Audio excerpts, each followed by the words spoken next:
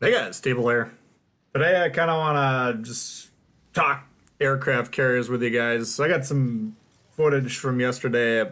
I had to work for about 12 hours yesterday, so I only got to play about, I don't know, five, six games with the carriers so far. About as greenhorn as it's gonna be, so that probably won't take you too long just to figure out from the footage. So I'm not here to talk about tips or tricks or anything like that today, but I kind of want to open up to you guys. I want to get some feedback in the comments. What are you guys thinking about the carrier so far in terms of balance, in terms of fun factor, in terms of role, strategy, tips, everything like that? Let us know anything you got. That'll be kind of the interesting part for me. I'm just going to give you my early impressions and kind of break it down for you. I got up yesterday, hopped on to the community contributor Discord section before I went to work. Saw multiple people in there kind of begging for buffs to the carriers right off the bat, which I thought was kind of humorous, just due to the fact that for the last 2 years we've all been kind of dreading carriers and are they going to ruin the game? Are they going to just absolutely shut everything down? A lot of people are resigned to that fact. Well, 30 seconds after the release, people are begging for the buff. So that was kind of funny. Then I got to work, got into my own Tbull Discord section, started talking to guys on there, and they were saying, yeah, these are pretty tough. It's going to take a little while to figure these out. As the day went on, a few people were starting to say, yeah, we're getting the hang of it. But, nobody was lighting the world on fire with them. My I thought that was pretty encouraging, especially for I'm coming at it from the standpoint of cautious optimism. Hopefully they don't blow anything up in the process of putting these in the games. Well, if they're difficult to play, that's a good sign. That means Johnny Potato can't get in there after 5 minutes and start putting up 450k damage games with 8 kills. That would be a disaster. That would be the end of the World of Warships Legends as we know and love. So definitely wasn't looking for that result. But then I got home, figured out how to actually unlock the carriers, played, a handful of games, maybe between 5 and 10, played for a couple hours, whatever it was. And I went from, okay, this is pretty dang tough, what the heck, to, all right, I can hit things with torpedoes. I think I get the dive bombing concept. We just got to figure out exactly how far to lead these ships once we dial that in. That probably won't be the end of the world to hit things with that. There's no rockets yet, no AP bombers, but these are low tier ships, and you know we'll see if that sort of stuff comes. But I'm starting to dial back my over optimism. Are these really that hard, or are people that have been playing the game for 2 years, or people that were playing for PC for how many years plus whatever they're playing Legends, looking at these like, okay, that's it's kind of difficult, but you know, 2 hours of gameplay versus 2 years of playing battleships, cruisers, destroyers. That's my point. Like, they should seem tough to play. We don't. None of us have any experience with them except for those of us that have played with the PC version. But for the most part, my point is almost everyone doesn't know how to play these. Forget about strategy. Forget about overarching tactics and stuff like that. Just how the heck do I hit the things? But if you watch brand new players trying to aim with the main guns on a battleship or whatever, they can't hit the broadside of a barn either. So that's not that surprising to me.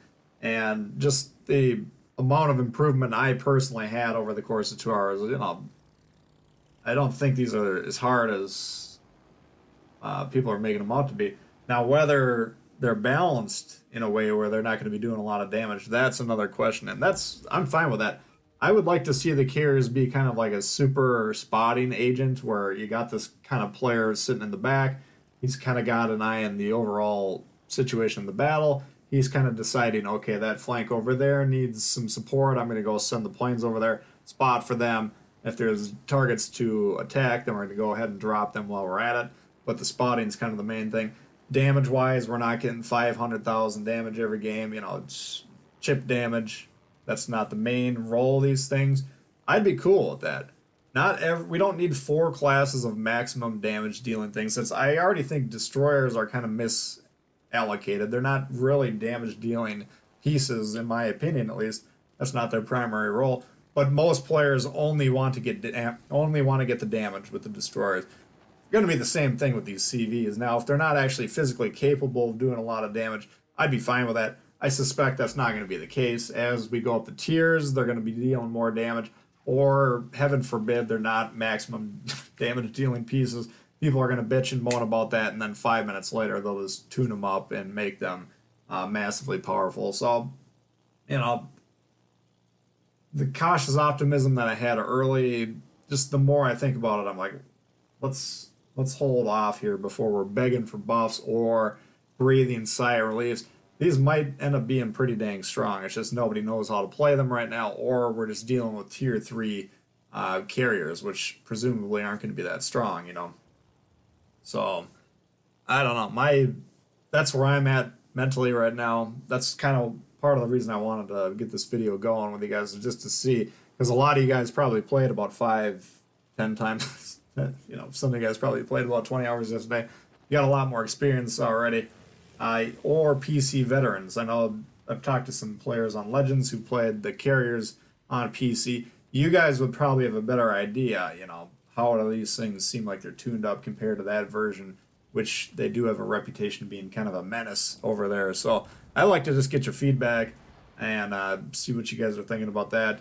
Tactics wise, the other thing I found interesting when I was at work talking to people was a lot of them were saying, "Oh, we're having a tough time keeping an eye on like the flow of the game, you know, the map awareness, the game awareness," which in my mind is going to be kind of the main thing with these carriers, you know, the main skill, keeping an eye on the map, keeping an eye on the map as well, and then just kind of being able to decide, all right, how can we help most? And that's going to be done primarily through spotting, and again, maybe a little bit of damage here and there while you're at it.